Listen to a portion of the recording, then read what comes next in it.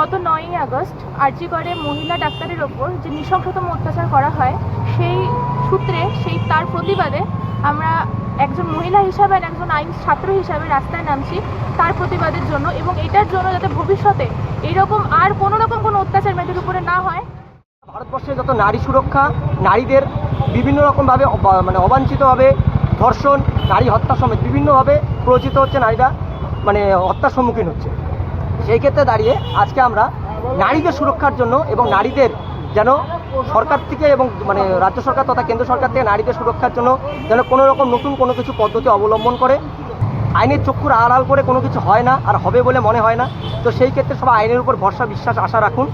এবং সেই সাথে আমাদের সকলে আজকে আমাদের ল স্টুডেন্ট ইউনাইটেডের পক্ষ থেকে আমরা কুচবিহার জেলার বিভিন্ন ব্যস্ততম রাস্তা অতিক্রম করে সাগরদিঘির দিয়ে আমরা কাছারি মোড়ে আমরা একটা অবস্থান কর্মসূচি করতে চলেছি এবং মানববন্ধন কর্মসূচিকে অংশগ্রহণ করতে চলেছি। এবং সেই কর্মসূচির দ্বারা আমরা এখানকার সুধী নাগরিকগণ এবং সেই সাথে আপামর জনগণকে এই বিশ্বাস বা আশা দিতে চাই যেন লয়ের প্রতি যেন সবার আস্থা ভরসার বিশ্বাস বজায় থাকে এবং কারো যেন কোনো রকমভাবে কোনো মহিলাদের উপর আগামী যেন কোনো পার্শ্ববিক অত্যাচার বা কোনো রকম কোনো ক্ষতিগ্রস্ত যেন কোনো মহিলা না হয়, এই আশা রেখে আমরা আজকে প্রতিবাদ মিছিলে সংগঠিত হয়েছি।